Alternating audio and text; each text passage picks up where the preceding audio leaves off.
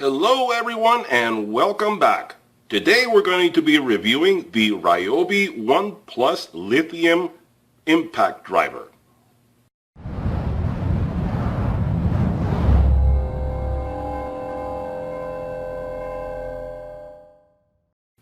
Okay, so welcome back, and welcome back to the channel if you've been here before, and if you're new to the channel, how about hitting that subscribe button so you get notified of future videos that I put up, whether it's tool reviews, repair videos, or DIY projects that I come up with so we can all enjoy together. Anyway, so thanks for joining me here on the channel today, and we're going to be reviewing the Ryobi One Plus Lithium 18-volt quarter-inch impact driver.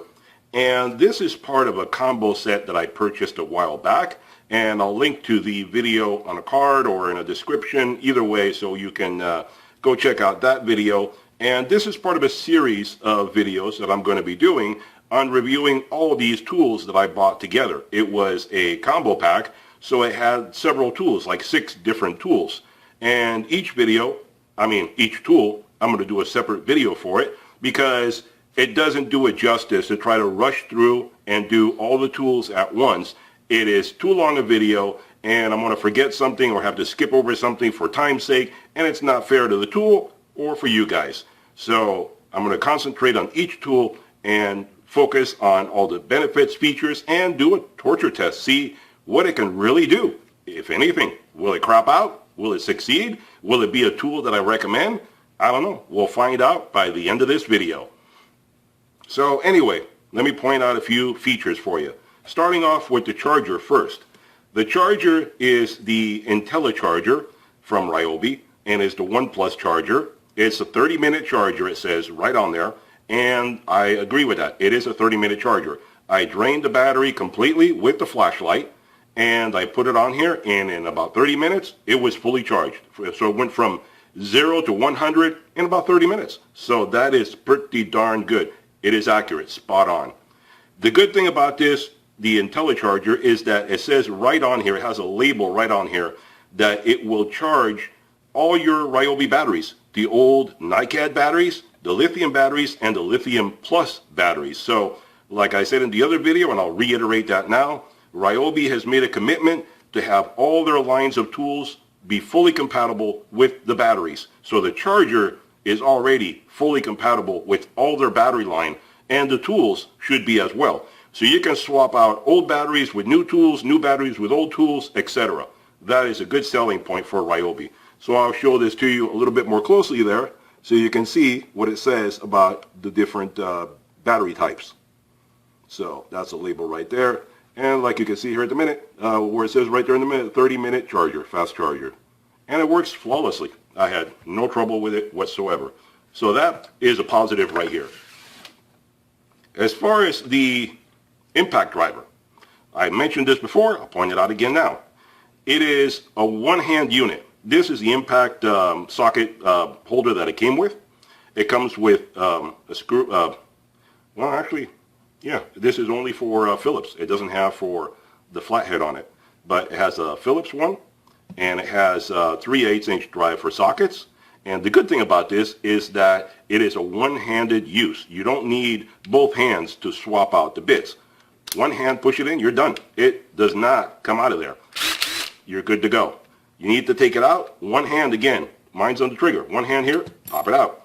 Pop a new one in, you're good to go. You're done. Out, pop a new one in. You can swap it very easily when you're doing a project that takes many different bits. So that is very convenient. It has 3 LEDs right here. I'll show you. 3 triangular positioned LEDs, bottom and the 2 sides on the top. That is very convenient. I like that. It lights up your work area very nicely. The only thing I'll point out about it is that it does not go on unless you press the trigger. And you have to press and hold it because unlike other companies where the lights stay on, it does not. So press it to use it, release it, it goes right off. So it does not have a time delay. That's important to you? Now you know about it. Not really that important to me because I'm not going to use it as a flashlight. I already got a flashlight in the combo. So this is just going to light up so I can see exactly where the screw is going to go in a dark area. Not a big deal. So 3 LEDs, very nice. It's nice in the hand. It has an overmold on the back so you can push on it. Overmold on the trigger, which a lot of them do not. Mostly it's just a plastic trigger. So an overmold on the trigger is good. You have your forward and reverse right there. Push forward, push reverse, etc. Overmold on the handle, nice and easy to hold. It holds your bits, your screwdriver bit right there, very convenient. And it'll hold your nails and screws right on the tray that it has built into it because it has a magnetic tray. So that's very convenient right there. Let me see. I have a couple screws here I can throw on here. I'll show you right there. Well, it's a nut. It's not a screw. There's a screw, but it shows you right there that it does work and it does hold whatever you're working with right on there. So very convenient. So there you go. That works very nicely. Good strong magnet. And it has and the good thing is here, it is not a plastic clip. It is a metal clip. So you're not going to wear it out by putting this in and out all the time. So that's very good. I've seen some of these that actually, it's just a plastic retainer. That's going to break over time. You know it, guaranteed. So let's see. Anything else I should point out? No, it's good in the hand. It's comfortable. It not too heavy, not too light. This is the 1.3 milliamp battery, I believe it is, and 18 volts, which as I explained before, 18 and 20 volts are the same thing. It's just a marketing thing. 18 versus 20. 20, you have to pay royalties to Milwaukee. 18, you don't. So it's just marketing. It's no big deal. You still get the same thing. I have this battery fully charged up. As you can see right there, 4 bars. And we're going to be doing some testing right now. So let's go check it out and see what this baby can do. Okay, so here we are at device, and I'm going to get this set up in a minute so we can do a nice little torture test to it.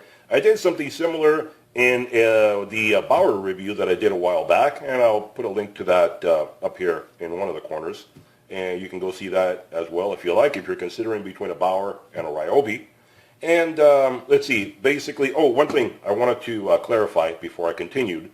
I said a minute ago that it was a 1.3 milliamp battery or 1.3 amp battery, something like that. I keep getting it confused with the Bauer one. This is actually a 1.5 amp battery. Let me see right here. Yeah, 1.5 amp hour battery. So I keep getting confused with the Bauer since they're so similar. So now you know, 1.5 amp hour battery. And the other one that they sell, I don't know. I have to look into that. Maybe a 3 amp, 5 amp. I don't know. You guys can check that out if you really want the bigger battery. This seems to be pretty darn strong as it is for a starter. And it came with the combo. If you want more batteries, go for it. Anyway, so what I did previously with the Bauer review is I used a big 4x4. And here I have another 4x4. It's old, it's used, but you can see it's not drilled through at all. It's brand new. Well, not brand new, but you know, it's solid. That's what we need. Solid. So I'm going to set this puppy up here in the vise, clamp it down good and hard, and I'm going to use the bits that came with the kit. I'm not going to use any other bits, just to be fair. This is what came with it. This is obviously what they recommend, so that's what we're going to use. So let's start off with some regular screws and see what this baby will do.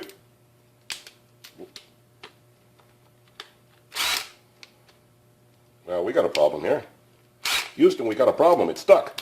There we go. It worked. Okay, now we got it unstuck. All right, let's get back to work. Let's make our way up gradually, easy peasy to start and work up from there. So we're using Phillips head deck screws here. This is a 1 1/4 inch screw. Let's see how that goes. Oh, I'm doing it backwards. Let me get that straight. There we go, forwards. Whoop. Easy peasy, no problem at all. All right, let's go to a 2 1/2 inch screw, deck screw.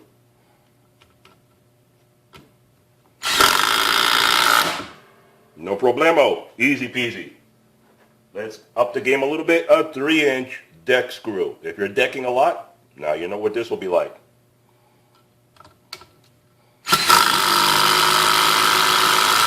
No problem. And it's not hot or anything at all. So, there we go. This is, again, 2 2.5 or 3 inch, but it's a thicker bore screw.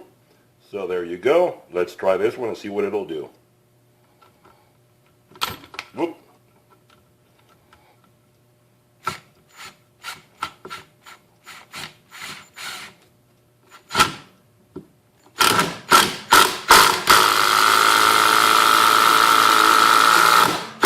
There you go. And in case you're wondering, because I know somebody's going to comment, no, I am not going to pre-drill any of this stuff. The whole point is not to see how it works under easy conditions. The whole point is to see how it works under difficult conditions. So we're using a solid block. I am not pre-drilling. I am not conditioning. I am not doing anything to make it easy for it. I want to see how hard it can work and can it take all the different conditions.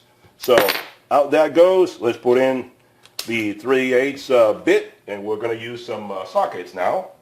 And these are my impact sockets, 3/8. And this is a 2.5 inch lag screw here. Let's try this one.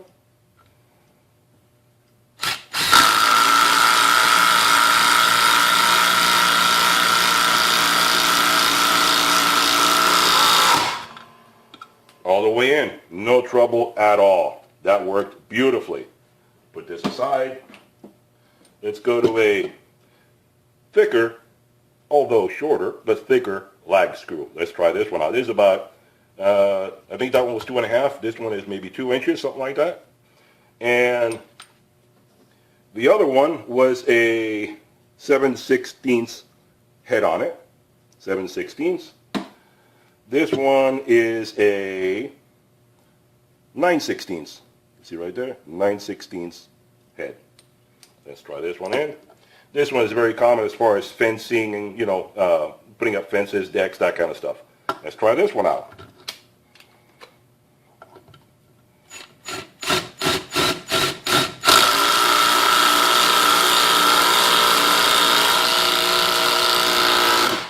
A little more.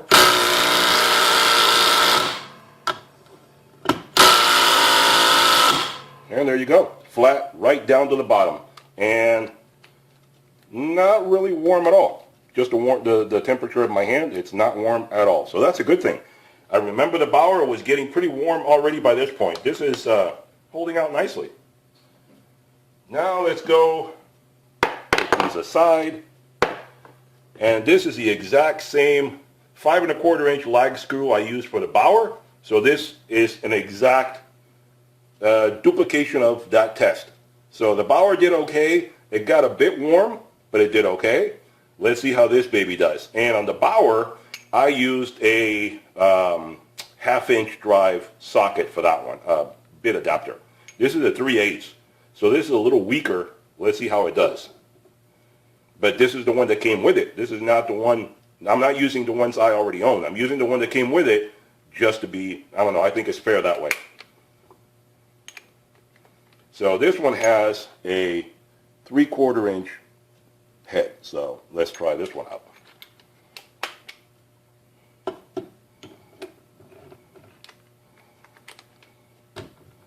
Let's see what she'll do.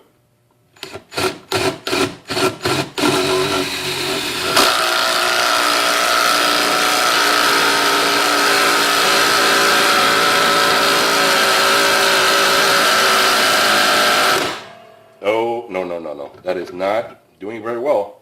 And it smells a bit smoky. It smells a bit like it's burning. Nope, it's not liking it. It's not doing it at all. Let's see if maybe this is too weak and it can't handle it. Let me switch over to a 1/2 inch socket here, socket and adapter, and we'll see if that makes any difference. But it is not holding off, not doing very well on there. So the Bauer seems to be doing better as far as drilling this through than this one. Let me change it up a little bit so we make it even with the Bauer, and we'll see if that makes a difference. Be right back. Okay, so we're back. So I'm using the 1/2 inch, 1/2 inch drive, 3/4 inch head, and I'm using my Warrior 1/2 inch drive socket. We'll see how it does in this case. All right, let's continue from where it was.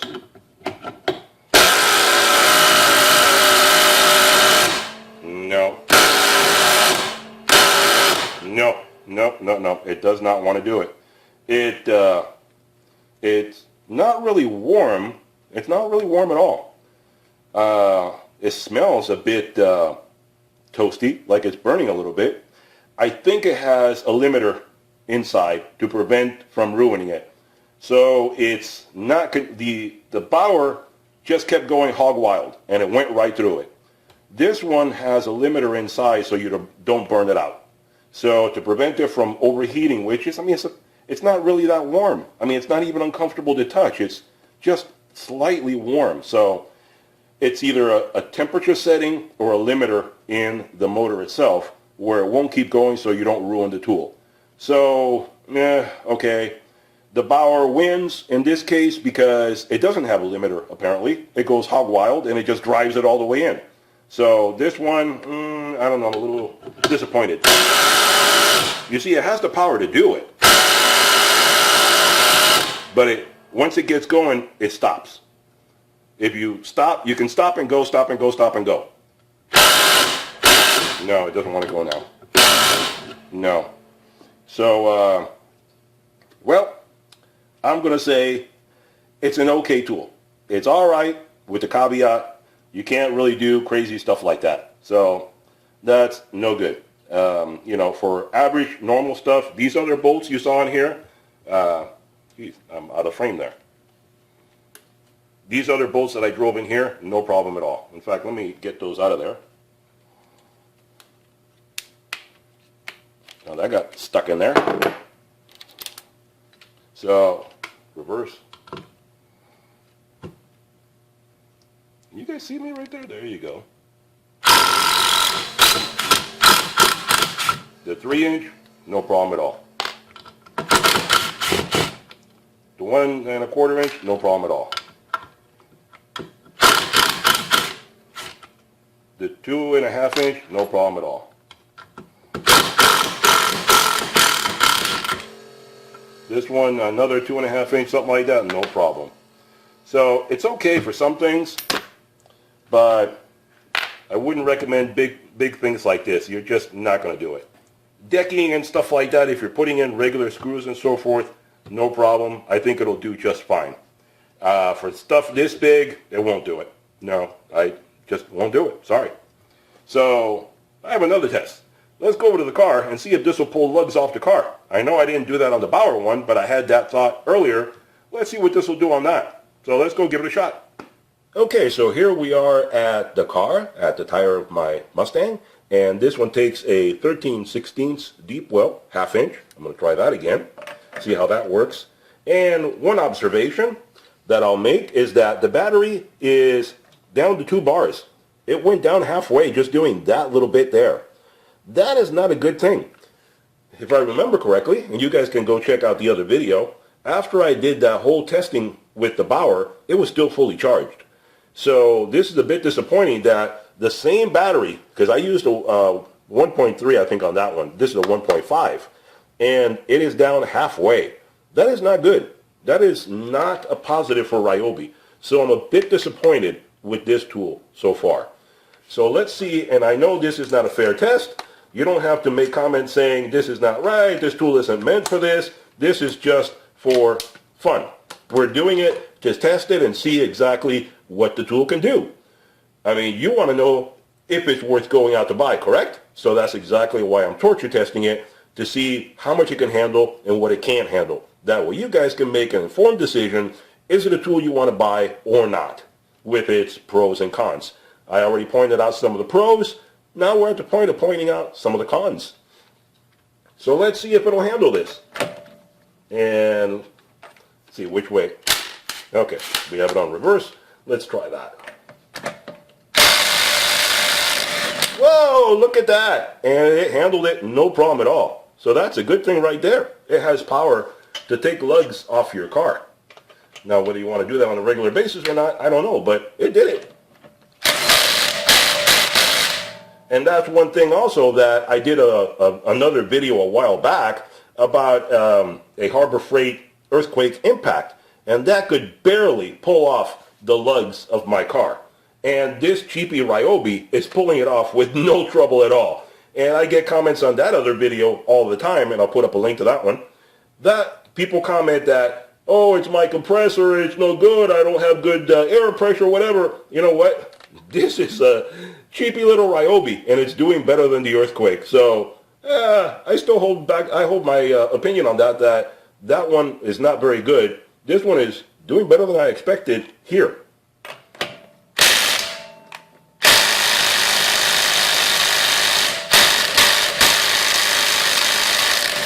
There you go. Even though that was a tough one, it took it off. It took it off. I thought right there it was going to make me a liar, but it took it off. So let's go back to the bench and wrap this up. Okay, so let's wrap this up and come up to a conclusion. After using it for a little while, I'll give you my opinion on it, and you can go from there as to what you want to do. It has some pros and cons, some good things, some bad things. Good thing is that it was a darn good price at what I got it for. Excellent price for the deal. All the tools I got for, a couple $100 for 6 tools, fantastic deal. Can't beat that anywhere. Has a lot of cool benefits. Like I said, the magnet here, easy change of bits, comfortable in the hand, all that kind of good stuff. It's a good tool. Now, the caveats. I will say it is good for home use and DIYer. I would really not recommend this so much for a professional, because a professional is going to want to abuse it for all sorts of different jobs. I don't see it doing that. I mean, it was good. It held up. It took the 13/16 lugs off my car. That's a good thing. I'll give it credit for that. I used the bits, the adapters that came with it. Has a lot of good things, like I said, as far as the bit holder, the lighting, all that. The negative, it's a battery hog. I mean, it's down 2 bars after just a few minutes of use. It's a battery hog. You would need to upgrade to a better battery to be able to use this continuously. That could be why they threw in 2 batteries. I don't know. So it's not efficient as far as use of the battery. It is good enough for 3-inch deck screws, 2-inch, 1-inch, no problem at all. Medium-sized lag bolts, no problem. Regular, they're not deck screws, they're just wood screws. All this stuff is fine if you're doing decking and fencing and drywall repair and all that kind of stuff that your normal DIY person is going to do, perfectly fine. If you're going to go crazy and put in a big lag bolt like this, a 5 1/4-inch lag bolt or bigger, it won't do it. Unless, I'll preface that, I'll put an asterisk next to that, unless you pre-drill it. If you pre-drill it, it'll probably do just fine. I was torture testing it, remember. I was trying to see how far it would go before it would fail. And this was the fail. It will not sink it unless you pre-drill it. So for DIYers, home gamers, semi-professional, handyman, that kind of thing, perfectly fine. Professional, gonna want to use it and abuse it, you're gonna kill it. It's not gonna work for you. So that's my conclusion. It's a mid-level tool at a good price. That's what I will say. I'm impressed that it didn't do I'm surprised it didn't do as good as the Bauer, really, because I would have thought it would have been right there with the Bauer. But the electronics inside prevented it from giving full power and really sinking that thing through. So, now you know. Now you know. The Bauer may burn out over time. I don't know. I haven't abused it enough to see if it'll burn out over time. This one may protect itself and last longer. I don't know. I can't say. That's only an assumption on my part. So now you know a little bit better what you're dealing with as far as the Ryobi One Plus 1/4-inch impact. And if you like it, go get it. If you don't like it, we'll review something else and find something that you do like. So hit that like and that subscribe button. If you enjoyed the video, give me a thumbs up. Why the heck not, right? So, hit that subscribe button. I got many more of these tools to review for the Ryobi combo that I got. In fact, I'm going to make this into a playlist so that way you can have it all together and you can watch all the tools together and see which ones are good and which ones are not. So, hope to see you guys next time. Bye-bye for now.